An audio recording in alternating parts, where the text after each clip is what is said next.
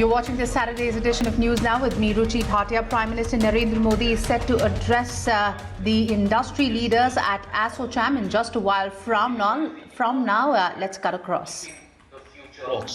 Our economy is recovering faster than expected, and these green shoots of recovery have helped boost the business sentiment. So, we at ASSOCHAM, along with our 4.5 lakh members, continue to stand by your vision of making India a $5 trillion economy. I would now like to call upon the President of ASSOCHAM, Dr. Niranjan Hiranandani, to share his thoughts. Adarniya Pradhan Mantri Ji, Jai Shri Krishna. It is my personal pleasure and as ASSOCHAM President to have you address us today.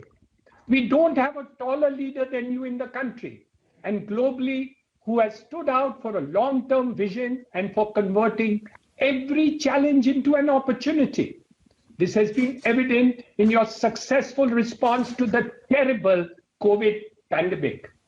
Pradhan Mantri Ji, you have an effect not just of transforming government, but even transforming the private sector. One day, I received a call from Gujarat government saying that I had visited GIFT City and was considering setting up a building there. I was informed that the Honorable Prime Minister wanted an international stock exchange set up in 14 months from that day. And he will be ringing the bell on 8th of January 2016 on the occasion of Vibrant Gujarat. I thought to myself, in spite of 35 years of experience in real estate, how will I build this in Gujarat in 14 months? And I haven't even bought the land yet. But the Narendra Modi idea, effect and vision is something to experience. GIFT City and my company worked together and we made sure that the International Exchange of India started trading in Gujarat on the committed date and time, a privilege of mine that the Honorable Prime Minister rang the opening bell. This was a 16-story, 4 lakh square feet building built with international stock exchange standard and set up the fastest stock exchange trading system in the world. This is one experience of a relatively small businessman like me. The change we are going to see in every businessman, every project and government agency in the Atmanirbhar Bharat towards a $5 trillion economy. Your $1 trillion digital dream has inspired my son Darshan to complete Asia's largest Tier 4 data center in Mumbai, inaugurated recently, and your energy policy has made us complete India's first floating LNG terminal in Maharashtra as well. We as a nation have been infected by your mantra of self-belief, the clarion call of Atmanirbhar Bharat.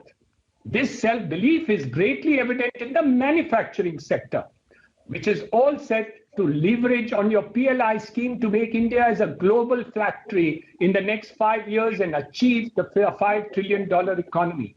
The bullet train construction in Gujarat, now the bullet train of the Indian economy will zoom ahead in 2021.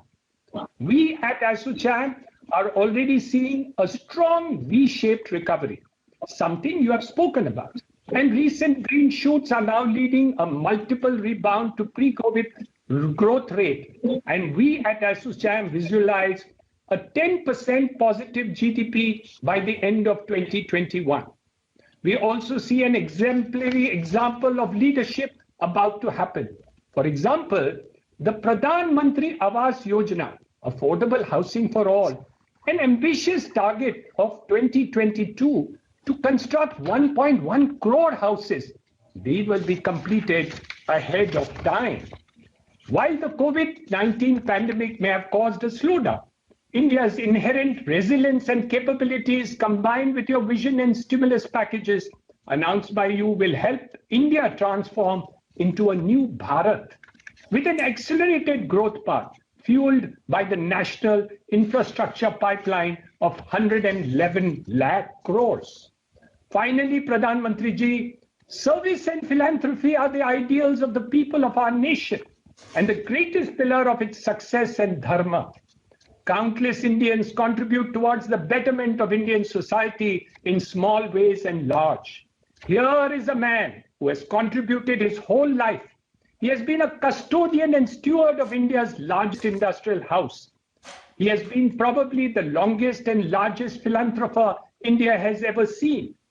It gives me great pride to welcome a person who needs no introduction, Mr. Ratan Tata.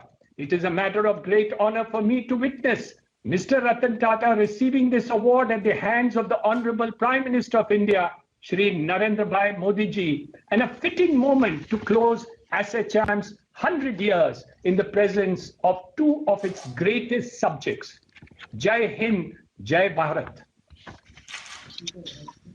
Thank you, Mr. Niranjan Hiranandani. May I now call upon Chairman of our Centenary Committee, Shri Balkrishan Goenka, to share his thoughts. Good morning, नमस्कार। आज हमारे लिए बहुत ही गर्व की बात है कि जगत के लोकप्रिय हमारे आदरणीय प्रधानमंत्री जी श्री नरेंद्र मोदी जी, जो पिछले साल एसोचैम के सेंटेनरी ईयर सेलिब्रेशन में शामिल हुए थे, और आज ठीक एक साल बाद उनकी उपस्थिति ये दर्शाती है कि प्रधानमंत्री जी के लिए इंडस्ट्री भी कितनी महत्वपूर्ण है। एसोचैम और उससे जुड़े हुए 4.5 लाख सदस्यों की ओर से मैं आपका अभिनंदन करता हूं, और इस समारोह की शोभा बढ़ाने के लिए मैं आपका बहुत बहुत आभारी हूं। Friends, under the patronage of our honourable prime minister, ASSOCHAM kicked off its centenary years last December with a renewed agenda. Then suddenly the world was stuck with the pandemic at a scale we have not experienced in our lifetime. COVID-19 caused immense disruption to healthcare system, macro and microeconomics, and financial system at a global scale. For a nation like us with such a large population, it was a humongous challenge. लेकिन हर संकट को अवसर में बदलना ये हमारे प्रधानमंत्री जी की खासियत है. This time he again demonstrated how a visionary leader can build a new dawn with imagination, insight, and bold decision to serve the nation and its people. When the whole world was still in dilemma on how to deal with the pandemic, our Honorable Prime Minister was amongst the first few world leaders to announce complete lockdown, which played an important role in controlling the spread of COVID-19 in the country. प्रधानमंत्री जी जो हमेशा आम लोगों की भलाई और उनके हित के लिए संघर्ष करते रहे हैं, हर क्रिटिसिज्म के भी उन्होंने इस कठिन समय में लोगों को हर संभव राहत पहुंचाने की कोशिश की. आज जब हम पिछले 8 महीनों को देखें तो ये पता चलता है कि प्रधानमंत्री जी का लिया गया हर निर्णय देश और जनहित में था, और हमारा देश आज पूरे विश्व में एक उदाहरण बन के सामने आया है. सही मायनों में यही तो जान है तो जहान है. इस मोटो के तहत कई सारे कदम लिए गए ताकि आम जनता को हर संभव सहायता मिल पाए. Whether it was creating new capacity for manufacturing PPE and ventilators, creating isolation wards, converting 20,000 railway coaches into isolation stations, or developing a vaccine for the pandemic. और यहाँ मैं ये आपको ये बताना चाहूँगा कि प्रधानमंत्री जी के नेतृत्व में कैसे हमारे देश ने इस क्राइसिस में एक छोटी सी बट बहुत ही इंपॉर्टेंट नई अपॉर्चुनिटी क्रिएट की. हमारा देश जो PPE इंपोर्ट करता था, सिर्फ 6 महीनों में हम वर्ल्ड के सबसे बड़े प्रोड्यूसर और आज नेट एक्सपोर्टर बन गए हैं. ये दर्शाता है कि डरना नहीं, कुछ करना है. सोच थी कि कैसे आम आदमी के रोजगार और इंडस्ट्री को फिर से ट्रैक पर लाया जाए, और इसके लिए कई सारे कदम उठाए गए, और कुछ ही महीनों में हमारी इंडस्ट्री और इकोनॉमी आज वापस ट्रैक पर आ गई है. Today the whole world is looking at India as an investment destination for global supply chain. Friends, today we also have amongst us another towering personality, not just of India, but globally, Shri Ratan Tata. It is a great privilege for ASSOCHAM jury to have chosen him for his extraordinary work, and he is now recognized and awarded by our Honorable Prime Minister. Thank you, sir, for being with us today. And on behalf of ASSOCHAM, I extend my heartiest congratulations to you for your immense contribution to the industry and the nation. आदरणीय प्रधानमंत्री जी, जिस तरह आपने देश का मार्गदर्शन इस मुश्किल समय में किया है, हमें पूरा यकीन है कि आपका जो विजन है भारत को $5 ट्रिलियन इकोनॉमी बनाने का, वो सपना जल्द ही पूरा होगा। और इस लक्ष्य में एसोचैम से जुड़े 4.5 लाख सदस्य हर कदम पे आपके साथ हैं। लास्टली, प्रधानमंत्री जी, आप after almost 75 years of independence, you have given this country a new mantra. आपने जो आत्मनिर्भर भारत की जो दिशा दिखाई है, उसमें एसोचैम आपसे ये वादा करता है कि हम आपको अपना पूरा सहयोग और योगदान देते रहेंगे। आपका जो सपना है भारत को AAA देश बनाने का, AAA मीन्स आत्मविश्वास, आत्मसम्मान और आत्मनिर्भरता। इस लक्ष्य को पूरा करने में हम एकजुट काम करते रहेंगे और आपकी लीडरशिप में भारत जल्द ही AAA देश बनेगा। Thank you very much. जय Hind. Thank you, Mr. Goenka. Adaniya Pradhan Mantri ji, the ASSOCHAM Centenary Award recognizes an Indian corporate that has displayed the highest level of core values and corporate ethics. Such an organization's efforts have led to development of a legacy Indian brand, along with contributions towards nation building. Ladies and gentlemen, this year, this century, we confer the ASSOCHAM Centenary Award to the Tata Group, a name synonymous with enduring values, excellence, integrity, responsibility. Through the years, the Tata Group has pioneered innovations, setting benchmarks in the field of business, not only in India, but globally. With more than 100 years legacy, the Tata Group has formed the backbone of India's growth story.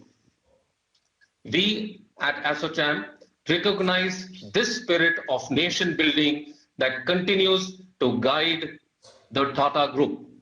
May I now request the Honorable Prime Minister to present the ASSOCHAM Centenary Award virtually to Mr. Ratan Tata by pressing the remote.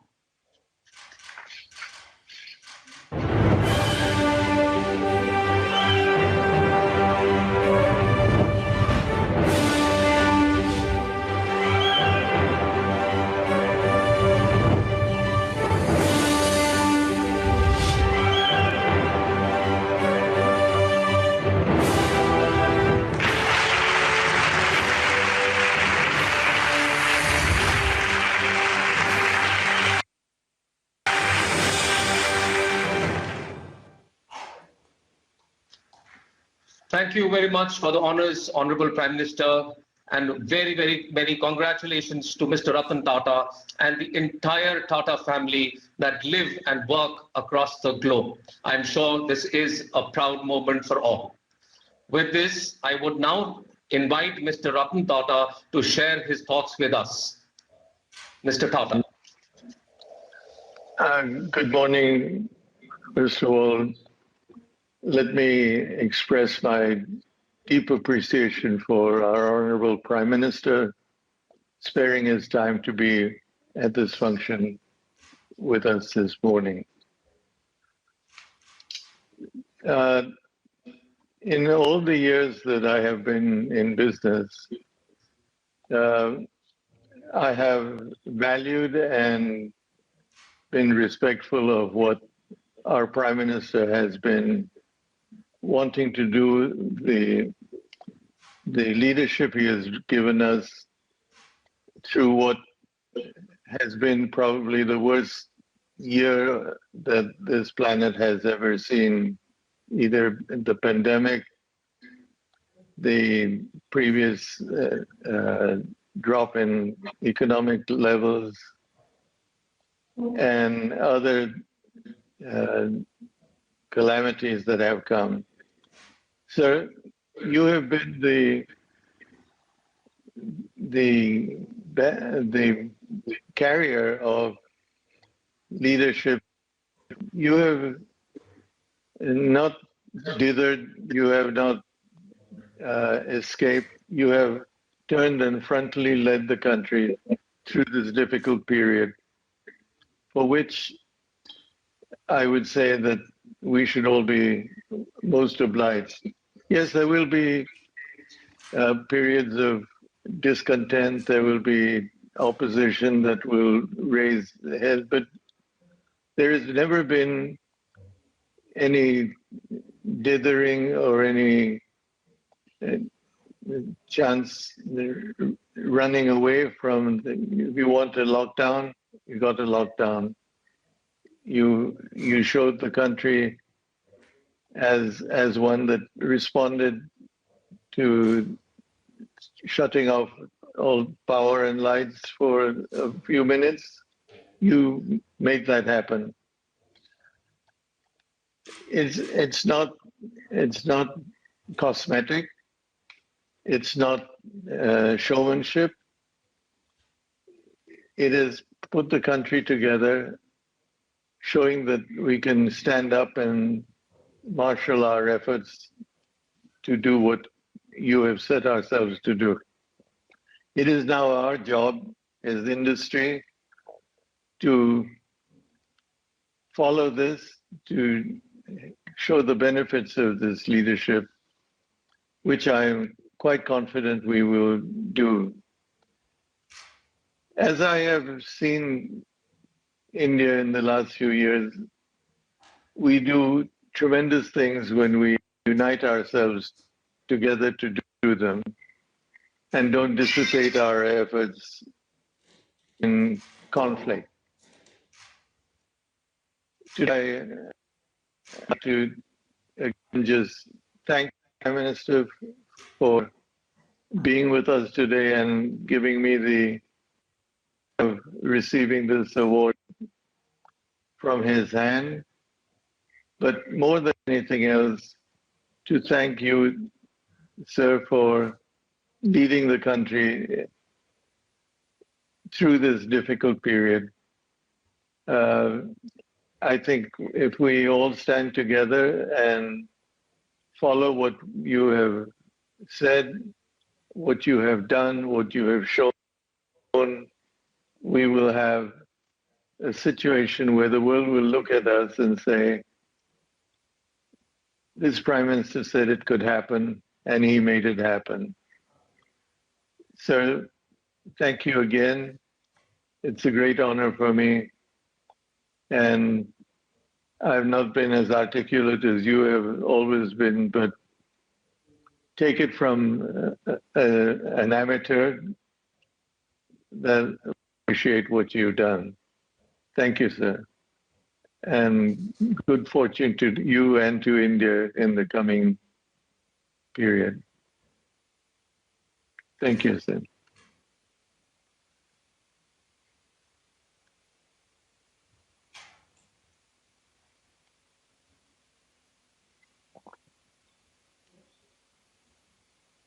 दीपक, आपका सुनाई नहीं दे रहा है।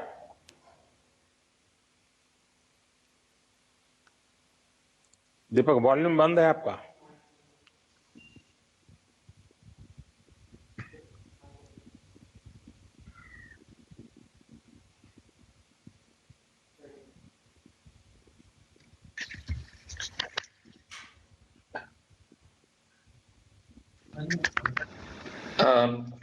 The coronavirus is to have plunged the world into a crisis like no other. Amidst this crisis, India has found a silver lining of hope. This hope emerges from the vision shown to us by the Honorable Prime Minister of making India the Atmanirbhar Bharat of our dreams. Sir, on behalf of ASSOCHAM and all its members present, I once again welcome you, and may I request you to address all of us, the Indian industry and the global industry. Thank you so much, sir.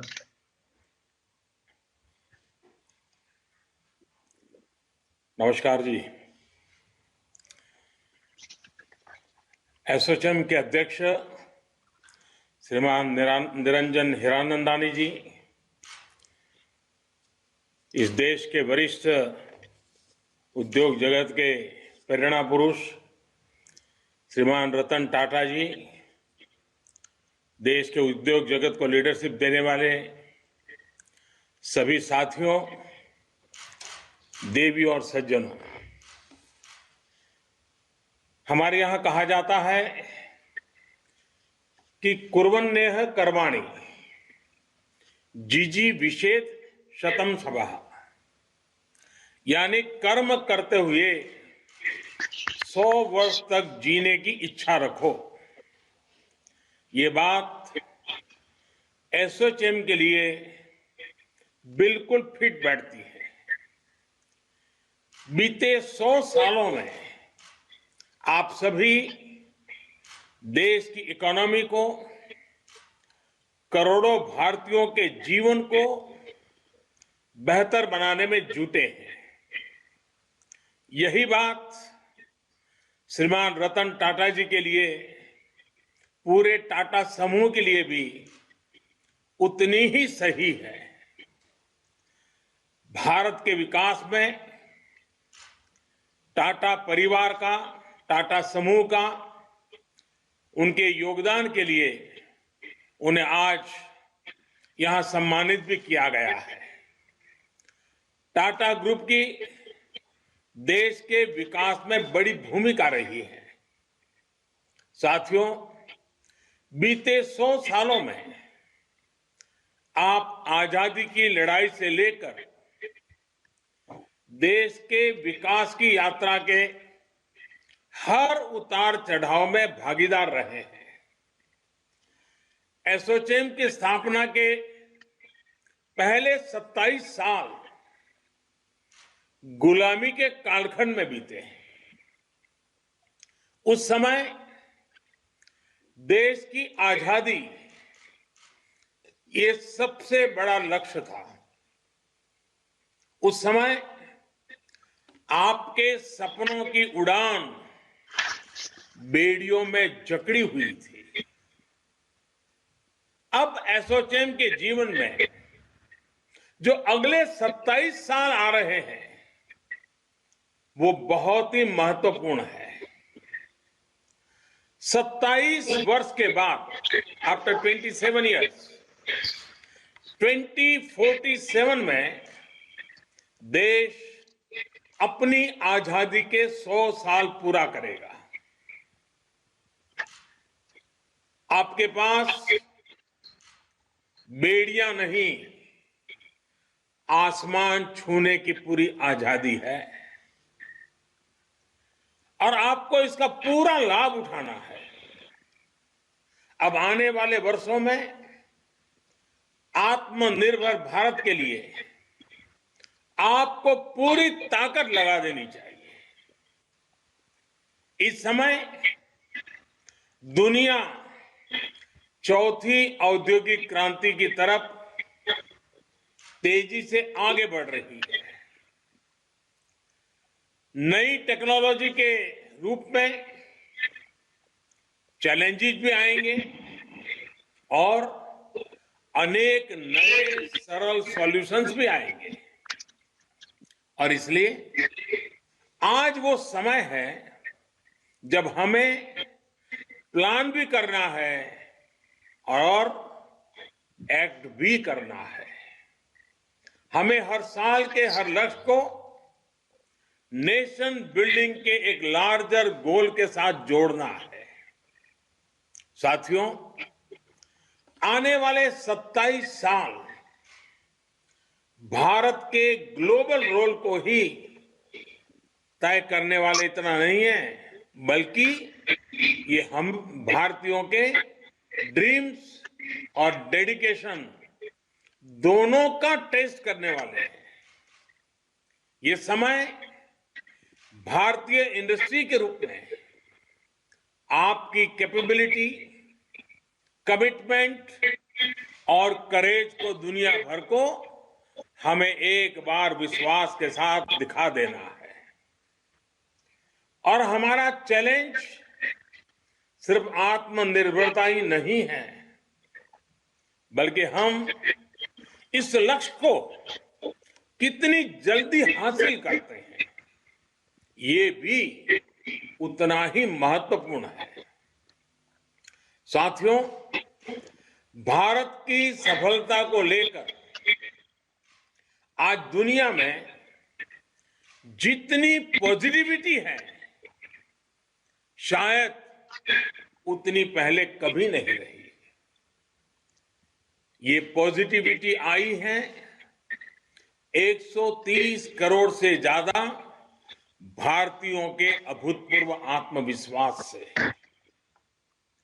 अब आगे बढ़ने के लिए भारत नए रास्ते बना रहा है, नई ऊर्जा के साथ आगे बढ़ रहा है।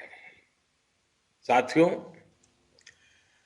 हर सेक्टर के लिए सरकार की नीति क्या है, रणनीति क्या है, पहले और अभी में क्या बदलाव आया है, इसको लेकर बीते सेशन में सरकार के मंत्रियों और दूसरे साथियों ने आप सबके साथ विस्तार से चर्चा की है।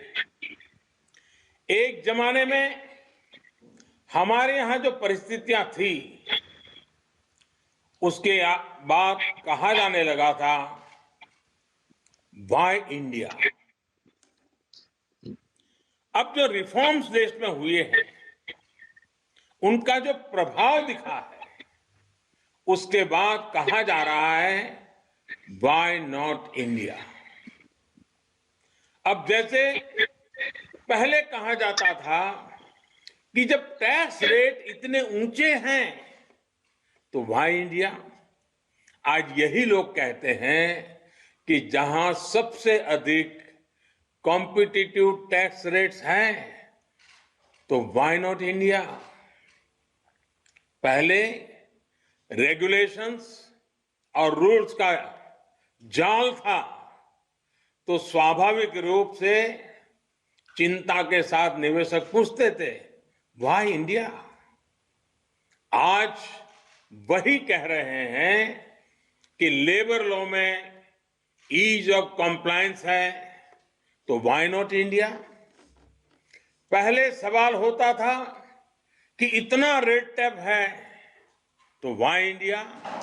अब वही लोग जब रेड कारपेट बिछा हुआ देखते हैं तो कहते हैं वाई नॉट इंडिया। पहले शिकायत होती थी कि इनोवेशन का कल्चर उतना नहीं है तो वाई इंडिया। आज भारत के स्टार्टअप इकोसिस्टम की ताकत देकर दुनिया विश्वास से कह रही है वाई नॉट इंडिया। पहले पूछा जाता था कि हर काम में इतना सरकारी दखल है, वाई इंडिया। आज जब प्राइवेट पार्टिसिपेशन पर भरोसा किया जा रहा है, विदेशी निवेशकों को एनकरेज किया जा रहा है, तो वही लोग पूछ रहे हैं वाई नॉट इंडिया। पहले शिकायत थी कि डिजिटल इंफ्रास्ट्रक्चर के अभाव में काम संभव नहीं तो वाई इंडिया। आज जब इतना आधुनिक डिजिटल इकोसिस्टम हमारे यहाँ है तो सेंटिमेंट है वाई नॉट इंडिया। साथियों, नया भारत अपने सामर्थ्य पर भरोसा करते हुए, अपने संसाधनों पर भरोसा करते हुए आत्मनिर्भर भारत को आगे बढ़ा रहा है। और इस लक्ष्य की प्राप्ति के लिए मैन्युफैक्चरिंग पर हमारा विशेष फोकस है। मैन्युफैक्चरिंग को बढ़ावा देने के लिए हम निरंतर रिफॉर्म्स कर रहे हैं। रिफॉर्म्स के साथ साथ रिवॉर्ड्स को आज देश की नीति का अहम माध्यम बनाया गया है। पहली बार 10 से ज्यादा सेक्टर्स को एफिशिएंसी और प्रोडक्टिविटी आधारित इंसेंटिव के दायरे में लाया गया है। मुझे खुशी है कि बहुत कम समय में ही इसके पॉजिटिव रिजल्ट भी देखने को मिल रहे हैं। इसी तरह बेहतर कनेक्टिविटी, बेहतर सुविधाएं और लॉजिस्टिक को कॉम्पिटिटिव बनाने के लिए चल रहे सब प्रयास भी इंडस्ट्री के लिए रिवॉर्ड ही है। हमारे लाखों एमएसएमई के लिए चाहे उसकी परिभाषा को बदलना हो, क्राइटेरिया में बदल लाना हो, सरकारी कॉन्ट्रैक्ट्स में प्रायोरिटी हो या फिर लिक्विडिटी से जुड़ी समस्याओं का हल करना हो, ये भी बहुत बड़ा प्रोत्साहन ही है। साथियों, देश आज करोड़ों युवाओं को अवसर देने वाले एंटरप्राइज और वेल्थ क्रिएटर के साथ है। आज भारत के युवा इनोवेशन के स्टार्टअप दुनिया में अपना नाम बना रहे हैं। सरकार की एक एफिशिएंट और फ्रेंडली इकोसिस्टम बनाने के लिए निरंतर कोशिश जारी है। अब एसोचैम जैसे एसोसिएशन को आपके हर मेंबर को भी ये सुनिश्चित करना है कि इसका लाभ लास्ट माइल तक पहुंचे। इसके लिए इंडस्ट्री के भीतर भी आपको रिफॉर्म्स को एनकरेज करना होगा। जो बदलाव हम अपने लिए देखना चाहते हैं, वही बदलाव हमें अपने संस्थानों में भी करने होंगे। जितनी लिबर्टी, जितना इंक्लूजन, जितनी हैंड होल्डिंग, जितनी ट्रांसपेरेंसी आप सरकार से, सोसाइटी से चाहते हैं, उतना ही इंडस्ट्री के भीतर विमेन के लिए, युवा टैलेंट के लिए, छोटे उद्योगों के लिए हम सबको सुनिश्चित करना ही है। हमें कॉरपोरेट गवर्नेंस से लेकर प्रॉफिट शेयरिंग तक दुनिया की बेस्ट प्रैक्टिसेस को जल्द से जल्द अपनाना होगा। प्रॉफिट सेंट्रिक अप्रोच के साथ ही हमें उसे पर्पज ओरिएंटेड भी बनाएंगे तो सोसाइटी के साथ ज्यादा इंटीग्रेशन संभव हो पाएगा।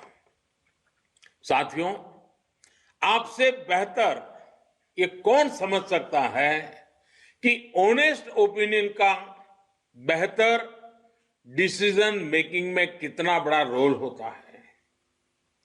कई बार हमें लोग मिलते हैं, कहते हैं कि ये शेयर बढ़िया है, ये सेक्टर बढ़िया है, इसमें इन्वेस्ट कर दो।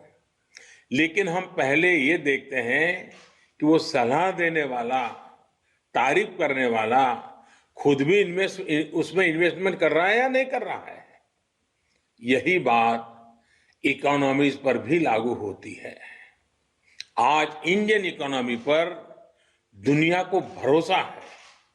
इसके प्रमाण है, पैंडेमिक के दौरान जब पूरी दुनिया इन्वेस्टमेंट के लिए परेशान है, तब भारत में रिकॉर्ड एफडीआई और पीएफआई आया है।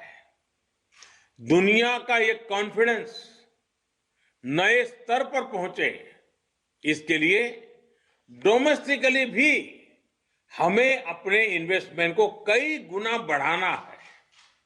आज आपके पास हर सेक्टर में इन्वेस्टमेंट के लिए संभावनाएं भी हैं और नए अवसर भी हैं। साथियों, निवेश का एक और पक्ष है जिसकी चर्चा आवश्यक है। ये है research and development, R&D। R&D पर होने वाला निवेश। भारत में R&D पर निवेश बढ़ाए जाने की बहुत जरूरत है। अमेरिका जैसे देश में जहां R&D पर 70% निवेश प्राइवेट सेक्टर का होता है, हमारे यहां इतना ही पब्लिक सेक्टर द्वारा किया जाता है। इसमें भी एक बड़ा हिस्सा आईटी, फार्मा और ट्रांसपोर्ट सेक्टर में है। यानी आज जरूरत यह है कि R&D में प्राइवेट सेक्टर की भागीदारी बढ़े। कृषि, डिफेंस, स्पेस, एनर्जी, कंस्ट्रक्शन, यानी हर सेक्टर में हर छोटी बड़ी कंपनी को R&D के लिए एक निश्चित अमाउंट तय करना चाहिए। साथियों, आज जब लोकल को ग्लोबल बनाने के लिए हम मिशन मोड पर आगे बढ़ रहे हैं, तो हमें हर जियो पॉलिटिकल डेवलपमेंट पर तेजी से रिएक्ट करना होगा। ग्लोबल सप्लाई चेन में आने वाली किसी भी अचानक आई डिमांड को भारत कैसे पूरा करेगा, इसके लिए एक प्रभावी मैकेनिज्म होना जरूरी है। इसमें आप विदेश मंत्रालय की भी मदद ले सकते हैं। कोविड से इस संकट काल में हमने देखा है कि विदेश मंत्रालय के पूरे नेटवर्क का बेहतर उपयोग होने से किस तरह हम तेजी से अपने लक्ष्य हासिल कर सकते हैं। विदेश मंत्रालय, कॉमर्स एंड ट्रेड और एसोचैम जैसे इंडस्ट्री के संगठनों के बीच बेहतर तालमेल आज समय की मांग है। मैं आपसे आग्रह करूंगा कि ग्लोबल ट्रांसफॉर्मेशन पर तेजी से रिएक्ट करने के लिए, तेजी से रिस्पॉन्स करने के लिए मैकेनिज्म बेहतर कैसे हो, इसके लिए आप हमें अवश्य अपने सुझाव दें। आपके सुझाव मेरे लिए बहुत मूल्यवान हैं। साथियों, भारत अपनी जरूरतों को पूरा करते हुए दुनिया की मदद करने में भी सक्षम है। फार्मर से लेकर के फार्मा तक भारत ने ये कर दिखाया है। कोरोना काल में भी तमाम मुश्किलों के बावजूद भारत ने फार्मेसी ऑफ द वर्ल्ड की जिम्मेदारी निभाते हुए दुनिया भर में जरूरी दवाइयां पहुंचाई है। अब वैक्सीन के मामले में भी भारत अपनी जरूरतें तो पूरी करेगा ही, दुनिया के अनेक देशों की उम्मीदों पर भी खरा उतरेगा। साथियों, रूरल और अर्बन डिवाइड को कम करने के लिए जो प्रयास सरकार बीते 6 सालों से कर रही है, इंडस्ट्री उन प्रयासों को मल्टीप्लाई कर सकती है। एसोचैम के मेंबर्स हमारे गांव के प्रोडक्ट्स को ग्लोबल प्लेटफॉर्म देने में बहुत मदद कर सकते हैं। आजकल आप देखते सुनते होंगे कि कोई स्टडी आ गई कि इस चीज में बहुत प्रोटीन है, ये बहुत प्रोटीन रिच है, तो लोग उसे खाना शुरू कर देते हैं। हम उसे इंपोर्ट करना शुरू कर देते हैं। हमें पता तक नहीं होता है कि हमारे घर में, हमारे टेबल पे, हमारी थाली में किस प्रकार से विदेशी चीजें घुस जाती है। हमारे यहां देश में ऐसी ही चीजों का कितना बड़ा भंडार है, और ये भंडार देश के किसानों के पास है, देश के गांवों में है। हमारी ऑर्गेनिक फार्मिंग, हर्बल प्रोडक्ट्स, ऐसी बहुत सी चीजें हैं जिन्हें एसोचैम द्वारा प्रमोट किया जाना चाहिए।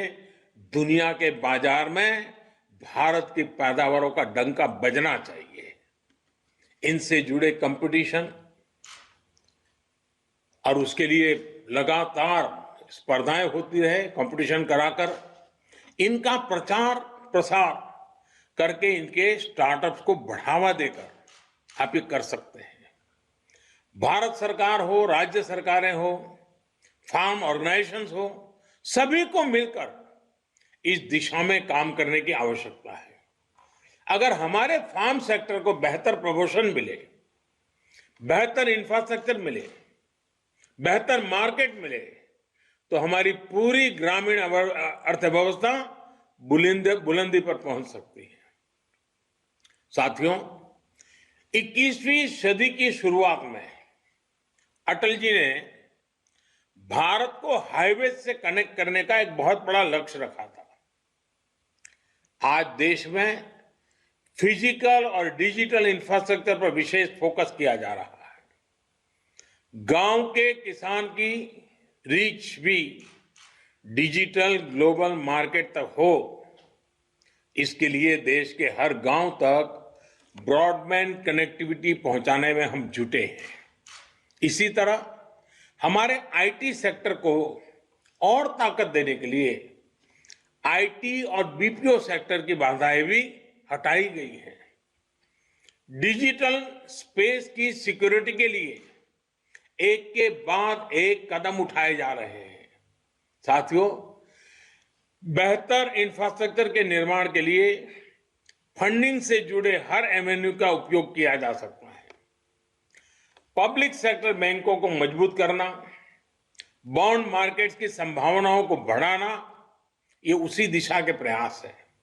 इसी तरह सोवरिन वेल्थ फंड्स और पेंशन फंड्स को टैक्स में रियायत दी जा रही है। रीट्स और इनविट्स को प्रमोट किया जा रहा है। इंफ्रास्ट्रक्चर से जुड़े एसेट्स को भी मोनेटाइज किया जा रहा है।